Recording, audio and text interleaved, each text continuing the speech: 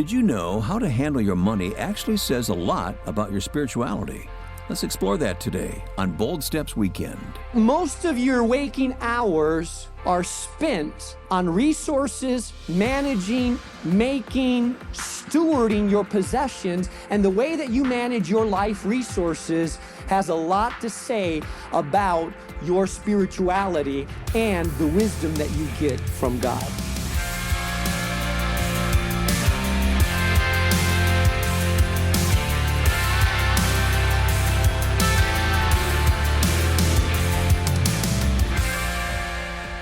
And welcome to Bold Steps Weekend with Mark Jobe. Mark is president of Moody Bible Institute and the senior pastor of New Life Community Church in Chicago. And I'm Wayne Shepherd. Well, after paying your bills, would you say that you have a money problem? Many would, but Mark, we're going to take a unique look at this topic of finances for the next few weeks, and you have a different perspective on it. You know, this is a great time to do a series on money, because most people have overspent during Christmas time and beginning of the new year. You're looking at your budget. Yep, the bills are coming due, aren't they? That's right. And you know what? Sometimes when I talk about money and finances in church, people say, well, Jesus didn't really say much about it. The Bible doesn't really talk about it. And you are so wrong. There are literally over 2,000 verses on finances and money. Why? Because the way we manage our money is a spiritual issue. And this series is called Wise, Having Sense and Making Change. But this message is called You Don't Have a Money Problem. And we're in Proverbs chapter 3. So to get started, here's Mark Jobe with today's Bold Steps. I believe that a lot of people, if you go out in the streets and shove a microphone into people's face on Michigan Avenue or on 26th Street, and you ask them, excuse me, sir, do you have a money problem?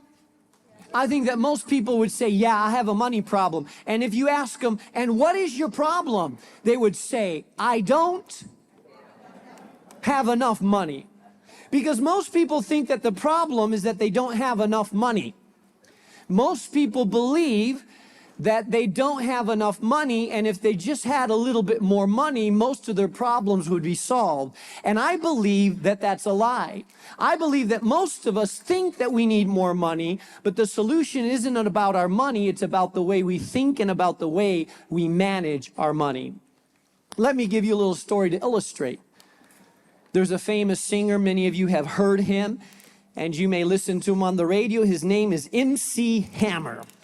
MC Hammer, famous for his song, No, You Can't Touch This. I know some of you are already starting to move like this and thinking about that song. When MC Hammer came out with that song, You Can't Touch This, this was several years ago, he made $33 million from one single album. 33 million from one single album. He spent his money lavishly, in excess, over the top. He spent $500,000 to pay for 200 people entourage. He bought a $30 million mansion that featured 21 horses, 17 cars. Now, why in the world would you need 17 cars? But 17 cars, a hammer pant-shaped swimming pool, because you need that, of course, gold-plated gates, marble statues of himself, and of course, a gold toilet, because everybody needs a gold toilet. In 6 years of earning $33 million, he filed for bankruptcy because he was in debt for $13 million. Now, if you were to ask MC Hammer when he filed bankruptcy, and you would ask him, MC, hey, MC, do you have a money problem? He would say, yeah, I have a money problem. And I would say, no, you don't have a money problem. I think that someone that earns $33 million in 1 year doesn't have a money problem. They have a money management problem, which means that you need some wisdom to manage your money in a better way. And you say, yeah, those celebrities, they buy fancy cars, spend all that money. But see, Pastor, I don't make $33 million off of a hit song. and you think that you have a legitimate money problem, not like those celebrities who don't know how to manage their money. But I'm here to tell you that I believe that most of us, MC Hammer included, have a wisdom problem rather than a money problem. Oh, let me explain it to you a little bit. And this is why I teach on this practically every year. I teach a money management series because I believe that it is huge for us to understand. For example, do you realize that America is the richest country in the world? Yet ironically, we have one of the highest percentages of people living paycheck to paycheck. A recent study by A.C. Nielsen revealed that about 1 in every 4 Americans, that's 1, 2, 3, 4, you, 1, 2, 3, 4, you, 1, 2, 3, 4, you, 1 in every 4 Americans say that they don't have any spare cash. In other words, their month is longer than their paycheck. In fact, they tell us that many, 1 in every 4, and 60% of Americans say that they live paycheck to paycheck. If you lost your paycheck today, you would be in debt tomorrow because we live paycheck to paycheck to paycheck. You say, well, Pastor, that's because we don't make enough money. Well, let's think about that for a second. Do you realize that there's about 7 billion people in the world, billion? And almost half of that, a little over 3 billion people in the world, make on average in one day, they make $2 a day. Did you know that? 3 billion people in the world, they work 8 hours a day, go to the field, do what they have to do, and on average make $2 a day. And that if you make $37,000 a year, you are in the top 4% of wage earners in the world. And that if you make $45,000 a year, that you are in the top 1% of wage earners in the world. So if you're here today and your household brings in $45,000 or more a year, that 99% of the world is poorer than you are. So rich is a matter of perspective. Are you rich? 99% of the world thinks you're rich. Most of the world would like to make the money that you make. Most of the world would like to live in the house that you live in.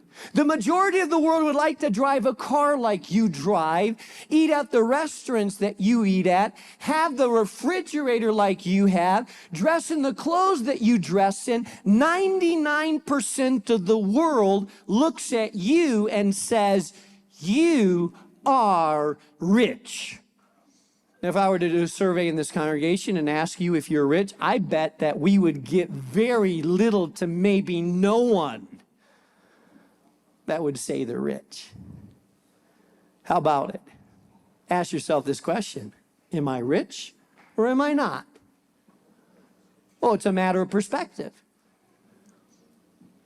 Now, I teach on finances and stewardship because I believe that our finances and the way we manage our finances deeply, deeply affect our lives. For example, the reason I teach on finances and stewardship, even though we live in the richest country in the world, is that our country itself, for example, is in debt. Our country, our government, and our country, our national debt is $17 trillion. Do you know how many zeros are in trillions? I don't, but there's a lot. It's 0, 0, 0, 0, 0, 0, 0, 0, 0, 0, 0, 0, and keep counting zeros, $17 trillion. Now, there's 160 million Americans that have credit cards, and an average household owes, get this, $15,000 in credit card debt. So the average household here that has a credit card, and I guess a lot of people in here, we would have a credit card. You charge $2,000 on this Discover card because Christmas was around and you could not show up without gifts and the latest iPad. Man, it was a deal. How many of you know you can go broke on deals? It was a great deal. And you had to get out of Chicago because the weather was just depressing you. And so you charge $1,500 to go to Cancun and stay at a resort. And it was so nice. And then the furnace broke down and you didn't expect it. So you charge it on your Visa. And then when you look at your bills, and your wife went out, by the way, and wanted to surprise you. And so she bought you something that she thought you would really like, and it cost $500. And then you look at your bills and you realize, hold on. We owe $15,000 in consumer debt. And by the way, we pay about 18% on our credit cards, which means that if you pay the minimal on your credit cards, you would be paying it for years and years, and the credit card companies will be making a lot of money off you. Financial problems and stress affect your health, affect your mind, affect your family, affect your spirit, and if you're married, put incredible stress on your marriage. In fact, divorce lawyers know this, that the number one argument in divorce is about finances. The number one reason that people claim to get divorced is about finances. 64% of couples in this country argue about money issues. 54% of all divorces are caused over money issues. Here's what I know, that if you're in debt today, if you're struggling to manage your finances, then you today are stressed. Here's what I know, that if you're in a lot of debt and you're married, you're arguing about finances quite a bit with your spouse. The argument kind of goes like this: honey, you need to stop spending so much. Me? I barely spend anything. You need to start making a little bit more money. Making a little bit more money. Every time I look at the bank account, it's going down, down, down, and down. You live like you're high up here when we're arguing about who spends and who saves, and your spiritual life goes down and down. The tension of your house goes up and up. You feel like a slave because the Bible says that whoever owes is a slave to the lender. And so you can't say no to overtime. You can't change your jobs. You can't manage your own life because you are a slave, because some of you say, I owe, so off to work I go. Now you wonder why I talk about finances? I believe that one of our greatest finances is not just an economic issue, it is a spiritual issue. And I believe that God has a lot to say about the topic of finances.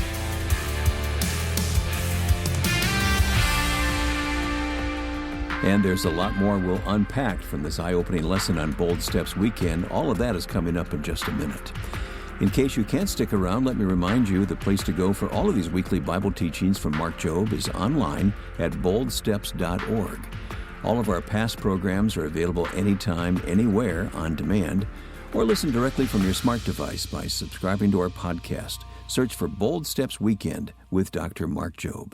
While you're there, you'll also want to subscribe to our other Bold Steps programs, such as our daily Bold Steps radio show, the Bold Steps Minute, and our Spanish Minute, Pasos Sedathos. You'll find them conveniently located inside your podcast app. Now, once again, here's Mark Jobe with today's message: you don't have a money problem.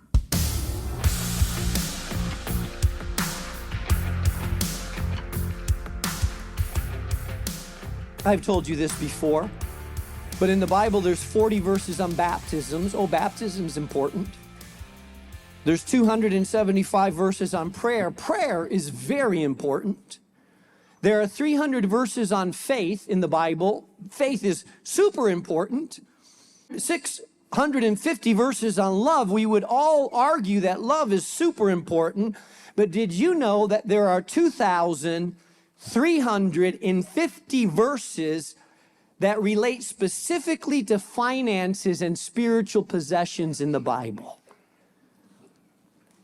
Did you realize there's more verses about finances than faith, love, and baptism put together? Why?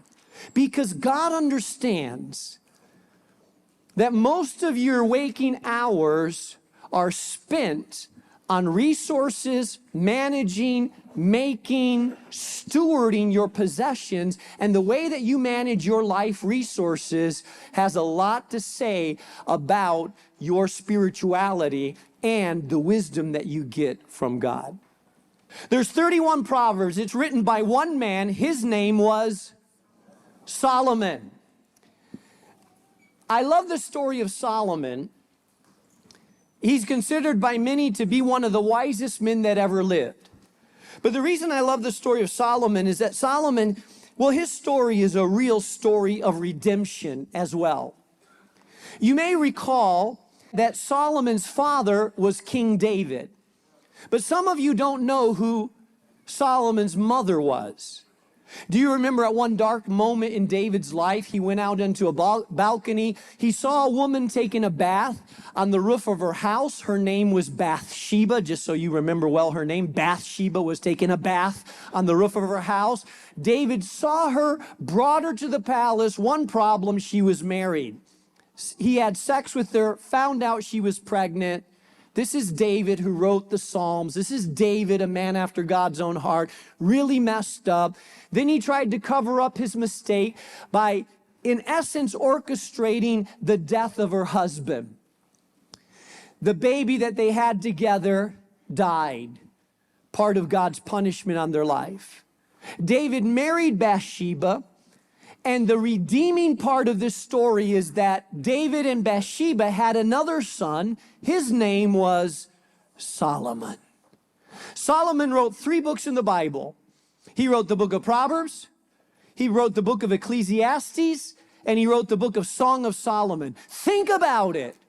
Here's a man who's written 3 books in the Bible, who tons of people read, and his mother had an affair with another man, an adulterous affair, yet God redeemed him and put him back and made him the king of Israel. Because listen, no matter what your background may be, no matter how ugly it may look, God is a redeemer of people's stories and can use them for the good and glory of his name. I want you always to remember that God is not limited by a dark past. Solomon was used to write 3 books of the Bible. When he was 20 years old, his father died. He was in his early 20s, maybe even younger. King David died, and Solomon was asked to be king. He sacrificed 1,000 bulls, the equivalent of about $1 million in today's money, as he became king. He had a vision and a dream right when he was becoming king. And in this vision and dream, God appeared to Solomon and said, Solomon, ask anything that you would want from me, and I will give it to you. It's found in 1 Kings chapter 3. He was at Gibeon. It says in verse 5, at Gibeon, the Lord appeared to Solomon in a dream by night and said, ask what I shall give you. Verse 6, and Solomon said, O Lord my God, you have made your servant in place of David my father. Although I am but a little child, I do not know how to go out or come in, and your servant is in the midst of your people, whom you have chosen, a great people, too many to be numbered or counted for a multitude. In essence, Solomon was saying, I'm king and I have no idea what I'm doing. You ever been in a situation like that? I'm a father and I don't know how to raise a kid. I'm married, oh help me Jesus, because I don't know how to lead a woman. Someone hired you to a job and you're thinking, did they hire the right person? Because I have no idea what I'm doing here. I love the fact that God puts us in places that are over our heads sometimes. And if you're a smart woman or man, if you're put in a place that's over your head, the first place you should look is to the heavens and say, oh Lord, give me wisdom. God said, what do you want, Solomon? Look at what Solomon says in verse 9. For a young man, he has a lot of wisdom. He says, give your servant, therefore, an understanding mind to govern your people, that I may discern between good and evil, for who is able to govern this your great people? I mean, think about it. He could have asked for the greatest army on earth, but he didn't. He could have asked for riches without measure and storehouses full of gold and silver, but he didn't. He could have asked for the greatest pleasures on earth and happiness to always surround him, but he didn't. He asked for one thing: oh God, give me wisdom and understanding to do what you've called me to do. The Bible says that God was pleased with Solomon and granted Solomon wisdom. And here's what I want you to know about the story. Solomon did not ask for riches, he asked for wisdom. But when he got wisdom, riches and wealth followed him. In a few short years, he became the wealthiest person on the face of this earth, because wisdom is always the boss of money, not money the boss of wisdom. Are you tracking with me? Someone can get money like MC Hammer, but if he doesn't have the wisdom to manage it, it will soon and quickly disappear. So if you ask for money, most people think they need more money, but in reality, they need more wisdom to manage the money that they have so that it can grow and increase, because if you don't have wisdom, you lose what you have. So this series is all about wisdom, understanding biblical wisdom concerning our finances. So I'm going to give you several principles of what wisdom does to your money. Are you tracking with me? You ready to learn here? Okay. If you're already wealthy, you have a big bank account, your income's great, your retirement account is full, you have savings account you don't know what to do with, and you're just overflowing. Go ahead, you can walk out here. You don't need this message. But this is for everybody else who doesn't have all that. I'm not seeing a lot of people walk out yet. Jot this down. Number one, wisdom empowers you to generate and manage wealth. To generate and manage wealth. Proverbs 21:20 says this: in the house of the wise, wisdom is the practical application of godly knowledge. In the house of someone that's gained wisdom, there are stores of choice food and oil. But the foolish man, in the book of Proverbs, foolishness will always be equated to someone that lacks wisdom, the opposite of wisdom. But the foolish man devours all that he has. So he's telling us, hey, in the house of the wise, there will be extra, leftover, storage, abundance. But the foolish man devours all that he has and then is left with nothing in his house. You see, godly wisdom helps you maintain and replenish what you have in the house. Lack of wisdom makes it evaporate.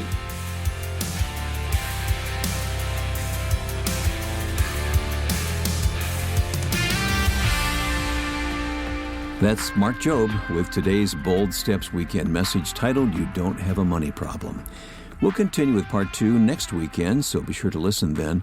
And remember, all of these weekly messages can be found anytime by going to our website, and that is boldsteps.org. Mark, let's talk a moment about this Bold Steps Weekend program. It's always gone hand in hand with our daily broadcasts, but the weekend program is coming to an end. It is coming to an end, and many of you know that I am stepping out of the presidency of Moody on June 30th. It's been a phenomenal journey, but I am re-engaging in my primary call as pastor, teacher, here in Chicago and church planter, raising leaders.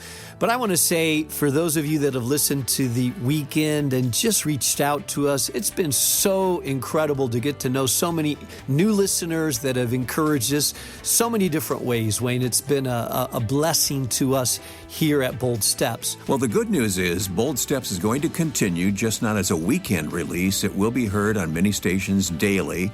If your station doesn't carry the daily broadcast, there's other options. There are other options. So if you've been blessed by Bold Steps, you can go to boldsteps.org, boldsteps.org, or if you are a podcast listener, there's so many ways of getting the podcast. Just Bold Steps with Mark Jobe on Spotify, on Apple, and just however you listen to your podcast. You'll find us easily, right? Yeah, the daily programs will be there. And once again, thank you for your encouragement, and thank you for being a part of what we call the Bold Steps family. And then we'd also like to send you Mark's free weekly devotional, which you can start receiving each Monday morning by email, known as the Bold Stepper Weekly. These unique devotionals will give you more personal connection with Mark as he shares personal ministry updates and encouraging truth from the Bible each week. So get your name on the list for next Monday's edition of Bold Stepper Weekly. And if you want to read the devotional from this past Monday, you'll find it archived on our webpage in the drop-down menu. All right, that's our time for today. Join us next weekend where we'll continue Mark's message, You Don't Have a Money Problem. We're learning how wisdom guides our finances and creates a plan for abundance next time, right here on Bold Steps Weekend with Mark Jobe. Bold Steps is a production of Moody Radio, a ministry of Moody Bible Institute.